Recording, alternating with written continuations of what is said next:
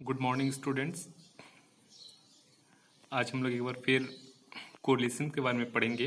पिछले क्लासेस में हम लोग पढ़े थे प्रोडक्ट मोमेंट कोरिलेशन के बारे में कि प्रोडक्ट मोमेंट कोरिलेशन क्या है, उनके क्या एजम्पशन है और किस टाइप से हम प्रोडक्ट मोमेंट कोरिलेशन का कैलकुलेशन निकालेंगे। आज हम लोग पढ़ेंगे rank order correlation. Product moment correlation के बाद दूसरा जो कोरिलेशन है वो है रैंक। ये देखिए, हम लोग पियर्सन प्रोडक्ट मोमेंट कोरिलेशन के बारे में बताए थे, ये उनका एजम्पशन है। और आज हम लोग देखेंगे स्पीयरमैन रैंक ऑर्डर कोरिलेशन, है ना। स्पीयरमैन रैंक ऑर्डर कोरिलेशन, इसको हम लोग रैंक ऑर्डर कहते हैं, रैंक ऑर्डर कोरिलेशन कहते हैं। और ये रैंक ऑर्डर कोरिलेशन को किसने दिया? स्पीयरमैन ने रैंक ऑर्डर कोरिलेशन दिया। इनके कुछ कुछ बेसिक एजम्पशन है। ये कहता है कि स्पीयरमैन रैंक ऑर्डर कोरिलेशन निकालने के लिए लीनियर कोरिलेशन होना चाहिए, यानी दो चरों के बीच का जो संबंध होना चाहिए वो रेखीय होना चाहिए, जिसको हम एक रेखा के रूप में व्यक्त कर सकते हैं। तो जब दो चरों के बीच का संबंध ऐसा होगा कि वो रेखीय होगा, तब हम क्या करेंगे? स्पीयरमैन रैंक ऑर्डर कोरिलेशन निकाल सकते हैं। इसके अलावा जो डेटा होना चाहिए, जो डेटा होंगे वो ऑर्डिनल डेटा होंगे। दैट मीन्स उस डेटा को हम क्या करते हैं? रैंक प्रदान कर सके या उसमें रेटिंग कर सके। जॉन डब्ल्यू बेस्ट का एक डिफिनेशन है, वो ये कहता है कि if data is not obtain in ordinal scale then go to interval and ratio scale. अगर डेटा जो है वो ऑर्डिनल स्केल्स में ना हो, है ना, डेटा जो होता है अगर वो ऑर्डिनल स्केल्स में ना हो, तो उस कंडीशंस में हम इंटरवल एंड रेशियो स्केल्स में जा सकते हैं। तो ये इनका जो है कि जब हमारे पास, यानी जब आंकड़े ये प्राप्तांक ऐसे होते हैं जिसे कोटि के रूप में आसानी से बदला जा सके, तो वहां कोटि अंतर रैंक डिफरेंस कोरिलेशन निकाला जा सकता है। यानी मैंने वही कहा, मैं ये कहना चाहता हूं कि जो आंकड़े हैं या जो प्राप्तांक है, जो स्कोर्स है या जो डेटा है, जिसको हम क्या कर सके? कोटि के रूप में, है ना, आसानी से चेंज कर सके या उसको आसानी से बदला जा सके, तब उस कंडीशंस में हम स्पीयरमैन रैंक ऑर्डर कोरिलेशन निकालेंगे। जॉन डब्ल्यू वेस्ट ये कहता है कि अगर data, if data is not obtain in ordinal data, अगर डेटा स्केल, अगर जो डेटा है वो अगर ऑर्डिनल स्केल्स में अवेलेबल ना हो, प्राप्त ना हो, तो उस कंडीशंस में हम इंटरवल एंड रेशियो स्केल्स में जा सकते हैं। फिर ये कहता है कि डिसकंटिन्यूअस वेरिएबल, है ना, डिसकंटिन्यूअस वेरिएबल मीन्स होता है असतत चर। इसमें असतत चर क्या होता है? इसमें चरों के बीच, है ना, एक स्पष्ट, उनके चरों के वैल्यू में क्या होता है? एक स्पष्ट रिक्ति होती है। वो ये कहता है कि दिए हुए प्राप्तांक जब असतत होते हैं, है ना, जो भी स्कोर्स हैं वो जब डिसकंटिन्यूअस होंगे, तो उनके बीच निकालने के लिए हम रैंक ऑर्डर कोरिलेशन का व्यवहार किया जाता है ना, डिसकंटिन्यूअस वेरिएबल। इसके अलावा ये हो सकता है कि जब मात्रात्मक मापन संभव न हो, है ना, ये कहता है, ये नॉट क्वांटिटेटिव मेजरमेंट, ये कहता है कि स्पीयरमैन, यानी जब मात्रात्मक मापन संभव न हो, not quantitative measurement available in the situations में भी, जैसे आप अगर मान लीजिए कि ब्यूटी, अगर आपके पास ये वेरिएबल है कि ब्यूटी, सुंदरता का अगर आपको मापन करना है, फिर ऑनेस्टी का मापन करना है, तो इसमें आप क्वांटिटेटिव मेजरमेंट नहीं कर सकते हो। ये जो मेजरमेंट होंगे ये क्वालिटेटिव मेजरमेंट होंगे। तो इस कंडीशंस में भी हम क्या कर सकते हैं? स्पीयरमैन रैंक ऑर्डर कोरिलेशन का यूज कर सकते हैं। फिर इसके अलावा ये जो है ये नॉन पैरामेट्रिक स्टैटिस्टिक्स है। ये क्या है? पैरामेट्रिक स्टैटिस्टिक्स नहीं है। स्पीयरमैन नॉन पैरामेट्रिक स्टैटिस्टिक्स है ना, जो क्या कहते हैं? नॉन पैरामेट्रिक स्टैटिस्टिक्स, यानी जो नॉर्मली डिस्ट्रीब्यूशन पर आधारित नहीं होता, है ना, यानी आपके जो डेटा है वो पूरी तरीके से नॉर्मली डिस्ट्रीब्यूटेड नहीं है। तो इस टाइप जब डेटा हमारा नॉर्मली डिस्ट्रीब्यूटेड नहीं होगा, तो हम उस टाइप के स्टैटिस्टिक्स को, हम उस कंडीशंस को क्या कहेंगे? नॉन पैरामेट्रिक स्टैटिस्टिक्स कहेंगे, है ना। तो यहाँ पे ये दो तीन चीज जो क्वेश्चन है यहाँ अक्सर नेट में पूछा जाता है कि स्पीयरमैन रैंक ऑर्डर कोरिलेशन निकालने के लिए डेटा किस लेवल में होना चाहिए। आपको यहाँ पे ये चीज ध्यान देना है कि ऑर्डिनल डेटा होना चाहिए। साथ ही साथ ये किस प्रकार के स्टैटिस्टिक्स है? ये जो है ये नॉन पैरामेट्रिक स्टैटिस्टिक्स है। इसमें कहता है कि जब सैंपल डाटा हम ऐसे पॉपुलेशन से प्राप्त करते हैं जो नॉर्मली डिस्ट्रीब्यूशन की अभिधारणा पर आधारित न हो, यानी जो भी हम सैंपल कलेक्ट करते हैं, जिस पॉपुलेशन से हम सैंपल कलेक्ट करते हैं वो पॉपुलेशन क्या करते हैं, वो पॉपुलेशन नॉर्मल डिस्ट्रीब्यूशन की अवधारणा पर आधारित न हो तो हम उसको क्या कहेंगे, नॉन पैरामेट्रिक स्टैटिस्टिक्स कहेंगे। यानी यहाँ पे नॉर्मली डिस्ट्रीब्यूशन का होना उतना जरूरी नहीं है। तो ये जो है नॉन पैरामेट्रिक स्टैटिस्टिक्स, और आपको पता है कि जब नॉन पैरामेट्रिक स्टैटिस्टिक्स में क्या होते हैं, जो हमारे नॉन पैरामेट्रिक स्टैटिस्टिक्स के लिए डेटा जो है वो नॉमिनल स्केल्स में होना चाहिए या ऑर्डिनल स्केल्स में होना चाहिए। तो यहाँ पे आपको दो चीज को ध्यान रखना है कि हमारे जो डेटा होगा ये ऑर्डिनल स्केल्स में होंगे, साथ ही साथ हमारे जो वेरिएबल होगा ये क्या होगा, डिसकंटिन्यूअस, है ना। ये जो वेरिएबल होंगे वो क्या होंगे, डिसकंटिन्यूअस वेरिएबल होंगे, है ना। तो ये साथ ही साथ यहाँ पे ये गैरेट का ये कहना है कि इसका उपयोग उस परिस्थिति में करना अधिक उपयुक्त होता है जबकि एन छोटा होता है ना। और गैरेट के अनुसार क्या होता है, 30 से कम, अगर 30 से कम, गैरेट के अनुसार यदि 30 या इससे कम हो तो इसे छोटा एन कहेंगे। और ऐसी हालत में हम रैंक ऑर्डर कोरिलेशन का उपयोग अधिक उचित होगा, है ना, अधिक उचित होगा। तो यहाँ पे ये कहना है कि अगर हमारा जो क्या कहते हैं कि जो सैंपल हो वो अगर 30 से बिलो हो तो उस कंडीशंस में भी हम एक्सपेरिमेंट रैंक ऑर्डर कोरिलेशन ज्ञात कर सकते हैं। तो ये इनके जो है बेसिक एजम्पशन है। अब हम चलते हैं इनके किस टाइप से हम इस क्या करें कि रैंक ऑर्डर कोरिलेशन में हम कैसे कैलकुलेशन निकाल लेंगे, इसे हम देखते हैं। तो यहाँ पे देखिए ये है आपका, है ना, यहाँ पे देखिए ये है रैंक ऑर्डर कोरिलेशन, है ना। रैंक ऑर्डर कोरिलेशन किसने दिया, रैंक ऑर्डर को दिया है चार्ल्स स्पेयरमैन। अक्सर पूछा जाता है कि ये किसने दिया, तो इसको हम किससे डिनोट करते हैं, ये देखिए रो से हम इसको डिनोट करते हैं। यहाँ पे आप देख सकते हैं ये क्या है, रो है ना, रो इक्वल टू यहाँ पे देखिए 1 - 6 समेशन डी स्क्वायर बटे एन ब्रैकेट एन स्क्वायर -1, है ना। जहां डी जो है डी इक्वल टू देखिए R1 - R2 यानी क्रमों के अंतर, और ये समेशन डी स्क्वायर जो होता है इक्वल टू क्रमों के अंतरों के वर्गों का योग, और एन इक्वल टू होता है कुल संख्या। और मैंने आपको बताया एजम्पशन के लिए क्या है, ऑर्डिनल डेटा होना चाहिए, डिसकंटिन्यूअस वेरिएबल होना चाहिए, और जब मात्रात्मक मापन संभव न हो जैसा कि ब्यूटी, ऑनेस्ट, ऐसा कंडीशंस में हम क्या कर सकते हैं, मात्रात्मक मापन नहीं निकाल सकते हैं। अब देखिए हमारे पास जो रो स्कोर्स है इसमें दो क्लासेस के कहते हैं, दो सब्जेक्ट के स्टूडेंट्स है। पहला है हमारा साइंस और दूसरा है हिस्ट्री। अब इसमें देखिए बच्चों ने क्या क्या स्कोर्स प्राप्त किए। एक है पहला जो है वो 16, जो बच्चा फर्स्ट में जो गणित में विज्ञान में 16, फिर उसके बाद उन्होंने हिस्ट्री में क्या करें 12, फिर 22, फिर इसके बाद 11, फिर 25, 29, 24, 27, 28, 15, 30, 20, फिर 12, 10, 16, 20, 13, 18। तो ये विज्ञान का देखिए जो हमारा सैंपल है ना, सैंपल है। तो उनका जो विज्ञान का स्कोर्स है ये आप देख सकते हैं, इस टाइप से उनका विज्ञान का स्कोर्स है। और इधर आप देख सकते हैं ये जो उनका स्कोर्स है ये किसका है, हिस्ट्री, इतिहास, है ना, हिस्ट्री का स्कोर्स है ये, इतिहास का ये स्कोर्स है। अब यहाँ पे देखिए R1 हम इसको क्या करेंगे, रैंक में कन्वर्ट करेंगे। तो जो सबसे ज्यादा स्कोर्स हो उसको हम क्या करेंगे, रैंक 1 देंगे। इसी टाइप से देखिए 30 है तो ये 30 हो गया 1। फिर यहाँ पे देखिए किसको R1 हम किसमें प्राप्त कर रहे हैं, ये साइंस में, है ना। साइंस सब्जेक्ट में जो स्कोर्स है उसके आधार पर हम सबसे पहले क्या करेंगे, इसको रैंक में हम कन्वर्ट करेंगे। मैंने कहा था ना कि वो इंडिविजुअल स्कोर जिसको हम रैंक प्रदान कर सके या रैंक में आसानी से बदल सके। तो यहाँ पे हम क्या करेंगे, आप इसको रैंक में हम कन्वर्ट करते हैं।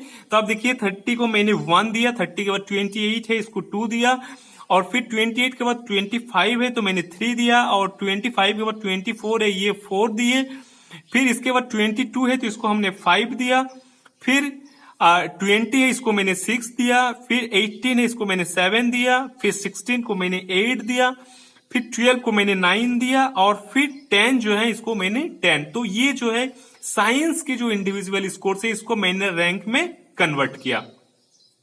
आपको ये क्या करना है कि सबसे पहले जो इंडिविजुअल स्कोर है उसको आपको रैंक में कन्वर्ट करना है। तो ये R1 हो गया। सिर्फ इसी ऐसे ही एज इट इज हमको क्या करना है, अब हमारा दूसरा सब्जेक्ट के जो स्कोर्स है ना वो क्या हो जाएगा R2, उसको हमको फिर रैंक में कन्वर्ट करना है। तो सबसे हाईएस्ट देखिए क्या स्कोर्स है, इतिहास में सबसे ज्यादा नंबर जो मिले हैं वो है कितना 29 है ना।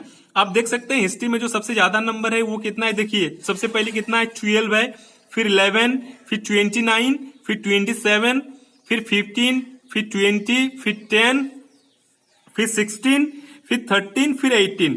तो पहला जो हाईएस्ट स्कोर है उसको हम रैंक 1 देंगे, फिर उसके बाद क्या करेंगे, फिर इसके बाद के जो स्कोर्स होंगे उसको हम रैंक 2 देंगे। तो 21 का हो गया रैंक 1, फिर 27 का हो गया रैंक 2, फिर 20 का हो गया, यहां पे देखिए 20 का हो गया रैंक 3, फिर आपका 18 है ना, 18 का हो गया रैंक 4, फिर 16 का हो गया रैंक 5, फिर आपका 15 का हो गया रैंक 6, फिर 13 का हो गया रैंक 7, फिर 12 का हो गया रैंक 8, 11 का हो गया रैंक 9 और 10 का हो गया रैंक 10। तो अब आप देख सकते हैं कि ये जो हमारा इंडिविजुअल स्कोर्स है, यानी विज्ञान के छात्रों के, यानी जो विज्ञान जो छात्र है उनको विज्ञान में जो स्कोर्स मिला था उसको मैंने सबसे पहले क्या किया, रैंक में मैंने कन्वर्ट किया। फिर उन्हीं छात्रों को जो इतिहास में मिला था जो स्कोर्स, उनको मैंने क्या किया, रैंक में कन्वर्ट किया। अब ये दोनों रैंक जो हमारे पास दो रैंक आए, रैंक R1 और R2, इसको हम क्या करेंगे, एक दूसरे से घटाएंगे। तो देखिए अब हमारे पास R1 और R2 दोनों का स्कोर कितना है, 8 और 8 है ना, ये हो गया कितना 0, और 5 और 9 है ना, ये सिमुल्टेनियसली है, इसलिए आप यहां पे माइनस लिखने का कोई जरूरत नहीं है, ठीक ना। दैट मीन्स यहां मान के चलते यहाँ पे माइनस आप नहीं भी लिखने से कोई जरूरत नहीं है। और यहाँ पे देखिए 5 से 9 तो यहाँ पे हो गया 4, फिर 3 में से 1 घटाए तो यहाँ पे हो गया 2, फिर 4 में से 2 घटाए तो यहाँ पे हो गया 2, फिर 2 में से 6 घटाए तो यहाँ पे हो गया 4, फिर 1 में से 3 घटाए तो यहाँ पे हो गया 2, फिर 9, 10 यहाँ पे हो गया 1, फिर 10, 5 यहाँ पे 5, फिर 6, 7 यहाँ पे 1 और 7, 4 यहाँ पे हो गया 3। अब देखिए डी स्क्वायर, ये जो है R1 सिमुल्टेनियस R2, इसको हम क्या कहते हैं, डी कहते हैं ना, ये हो गया डी, ठीक है। या अगर आप चाहोगे तो यहाँ पे माइनस लिख भी सकते हो, कोई फर्क नहीं पड़ता उससे, क्योंकि यहाँ पे आप देख लीजिए, क्योंकि मैं इसमें डी स्क्वायर कर रहा हूं। तो जब आप डी स्क्वायर करोगे, अगर मान ली यहाँ पे आप अगर ये सिमुल्टेनियसली इसलिए देते हैं कि चाहे इससे घटाओ या इससे घटाओ कोई फर्क नहीं पड़ता, क्योंकि यहाँ पे हम डी स्क्वायर कर रहे हैं। तो यहाँ पे आप देख लीजिए कि अब इसको हम होल स्क्वायर करेंगे, इस वैल्यू को होल स्क्वायर करेंगे, तो अगर हम माइनस डालते भी है यहाँ पे, तो यहाँ पे क्या हो जाएगा, ये सारे पॉजिटिव हो जाएंगे, क्योंकि minus into minus equal to क्या होता है, प्लस।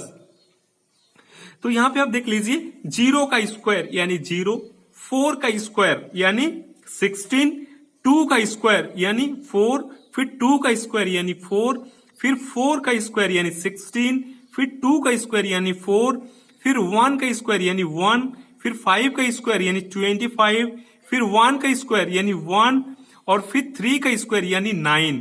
अब हमको ये करना है समेशन डी स्क्वायर यानी 80, सारे को जोड़ेंगे, 9 plus 1 plus 25 plus 1 plus 4 plus 16 plus 4 plus 4 plus 16 equal to हो जाएगा 80।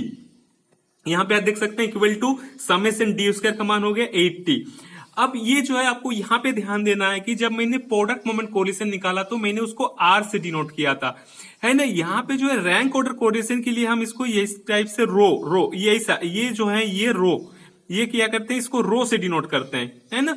तो रो इनका जो फॉर्मूला होता है 1, ये हो गया 1 माइनस, है ना, माइनस ये है 6 समेशन डी स्क्वायर बटे एन, ठीक ना, n bracket n square minus 1। तो अब देखो समेशन डी स्क्वायर, ये जो वैल्यू है समेशन डी स्क्वायर का मान कितना है, 80 आ गया है। अब आपको एन पता करना, एन कितना है। तो यहाँ पे देखिए हमारे कितने बच्चे हैं, क्या हमारा सैंपल है 1 2 3 4 5 6 7 8 9 10, तो n इक्वल टू 10 हो गया 1। तो यहाँ पे 1 minus 6 into 80, summation d square का वैल्यू कितना है 80, और ये n है 10 और यहाँ पे n स्क्वायर है, तो 10 का स्क्वायर माइनस 1, तो 1 माइनस 480 बटे 10 इंटू कितना हो जाएगा 99, 100, 10 का होल स्क्वायर यानी 100 माइनस 1 यानी 99। तो यहाँ पे 1 माइनस 480 बटे 990, तो यहाँ पे 1 माइनस 48 अप्रोक्सीमेटली देख मान के चलो, ये 9 10 कम है तो ये 1000 ही हो रहा है ना। तो जब हम 480 को इससे डिवाइडेड करेंगे तो ये अप्रोक्सीमेटली 0.48 आएगा, और 1 में से 0.48 घटेगा यानी 0.52। तो यहाँ पे हम ये कर सकते हैं, रो जो है ये रो का मान यानी यहाँ पे ये जो है 0.52 हो जाएगा। तो यहां पे आप देख सकते हैं कि रो का जो मान आया वो कितना हुआ, 0.52। तो इस टाइप से आप रैंक ऑर्डर कोरिलेशन निकाल सकते हैं। और यहां पे मैंने जो कहा, यहां से भी रैंक ऑर्डर कोरिलेशन से भी अक्सर नेट से रिलेटेड क्वेश्चन पूछे जाते हैं जब आप यूजीसी नेट का एग्जाम लिखोगे। तो 2-3 चीज का आपको एकदम अपने दिमाग में बैठा के रखना है कि अगर इस टाइप से क्वेश्चन पूछा जाए तो हम इसका आंसर कायदे से देंगे। पहला चीज जो है, पहले जो नेट का क्वेश्चन है वो आपका ये कि ये जो रैंक ऑर्डर है, ये जो आपका रैंक ऑर्डर है इसको किसने दिया है ना। जैसे आपका प्रोडक्ट मोमेंट कोरिलेशन को किसने दिया था, कर्ल पियर्सन ने। उसी टाइप से रैंक ऑर्डर कोरिलेशन जो है ये आपको चार्ल्स स्पीयरमैन ने दिया। पहला क्वेश्चन जो है, पहला नेट से रिलेटेड क्वेश्चन यहीं पे पूछ सकते हैं। सेकंड, इसका फॉर्मूला क्या होता है, rho equal to 1 - 6 summation d square बटे n bracket n square minus 1। इनके एजम्पशन से कुछ क्वेश्चन पूछे जाते हैं कि डेटा किस में होना चाहिए, तो आपको ऑर्डिनल डेटा होना चाहिए। वेरिएबल कैसा होना चाहिए, डिसकंटिन्यूअस वेरिएबल होना चाहिए, है ना, जिसमें एक प्रकार का स्पष्ट रिक्ति होती है यानी एक गैप होती है। जैसे डिसकंटिन्यूअस हम किसको कहेंगे, जैसे हमारे फैमिली में बच्चों की संख्या है ना, नंबर ऑफ चाइल्ड। तो अगर हम ये क्या है, डिसकंटिन्यूअस है, चाइल्ड बच्चों की संख्या। तो अगर हम ये नहीं कर सकते, इसमें एक प्रकार का स्पष्ट रिक्ति है, जैसे मे भी हो सके या तो हमारे घर में 1 बच्चे होंगे या 2 बच्चे होंगे या 3 बच्चे होंगे, 4 बच्चे होंगे, 5 होंगे। तो 1 से 2 के बीच देखो एक गैप नजर आ रहे हैं ना, 1.1 2 3 4 1.5 कुछ भी हो सकता है। या नंबर क्या कहते हैं, नंबर ऑफ रूम्स, कमरों की संख्या। तो वो 1 2 ऐसे नहीं कर सकते हम, 1.5 कमरे हैं, 2.5 कमरे हैं, 3 कमरे हैं, या 1 कमरे, 2 कमरे, 3 कमरे, 4 कमरे। तो इसमें क्या होता है, देख रहे हैं कि आपको एक प्रकार का स्पष्ट गैप मिल रहा है, एक गैप नजर आ रहे हैं। फिर इसके अलावा जब मात्रात्मक मापन संभव न हो यानी क्वांटिटेटिव मेजरमेंट, जिसको हम क्या करते हैं, कुछ स्कोर्स प्रदान करते हैं, इस टाइप का ना हो, जैसे ब्यूटी, ऑनेस्ट। अक्सर इसमें क्या करते हैं हम, इसमें रैंक प्रदान करते हैं, है ना, ब्यूटी, ऑनेस्ट, ये सारे जब क्वालिटेटिव मेजरमेंट करते हैं तो ऐसा कंडीशन में। और जो इसके अलावा जो एक एजम्पशन है, ये कहता है कि जब एन की मात्रा, हेनरी गैरेट, मैं बार बार ये कह रहा हूं कि अक्सर स्टैटिस्टिक्स में कंफ्यूजन है कि कितना पॉपुलेशन, कितना सैंपल होना चाहिए, कितना नहीं। लेकिन हाँ, हेनरी गैरेट जो है वो एक बहुत बड़े स्टैटिस्टिशियन है। उनका ये कहना है कि जब एन की संख्या 30 से कम हो, 30 से कम, तो उस कंडीशंस में रैंक ऑर्डर कोरिलेशन का यूज करना सही रहेगा। साथ ही साथ जब हमारे डेटा जो है वो नॉर्मली डिस्ट्रीब्यूशन पर आधारित ना हो, दैट मींस ये जब वो नॉर्मली डिस्ट्रीब्यूशन पर आधारित नहीं होंगे तो हमारा जो होगा, तब हम क्या, तब ऑलरेडी क्या होता है, वो नॉन पैरामेट्रिक स्टैटिस्टिक्स होता है। तो यहाँ पे ये भी पूछा जा सकता है कि ये जो रैंक ऑर्डर कोरिलेशन है ये क्या है, तो ये एक नॉन पैरामेट्रिक स्टैटिस्टिक्स है। तो यहीं तक। इसके अलावे इसके आप किसी भी स्टैटिस्टिक्स का एक बुक उठा लीजिए, और बुक उठाने के बाद मैं बार बार आपसे रिक्वेस्ट करता हूं, देखो एक्चुअली क्या है कि ये ऑनलाइन क्लासेस है, ऑनलाइन के माध्यम से हम ज्यादा आपको प्रैक्टिस नहीं करा सकते, बस हम आपको कॉन्सेप्ट दे सकते हैं। आप कॉन्सेप्ट को ध्यान से सीख लीजिए। अगर आपका कोई कंफ्यूजन हो तो ऑलरेडी आप व्हाट्सएप में आप मेरे को कॉल कर सकते हैं, व्हाट्सएप में मैसेज कर सकते हैं।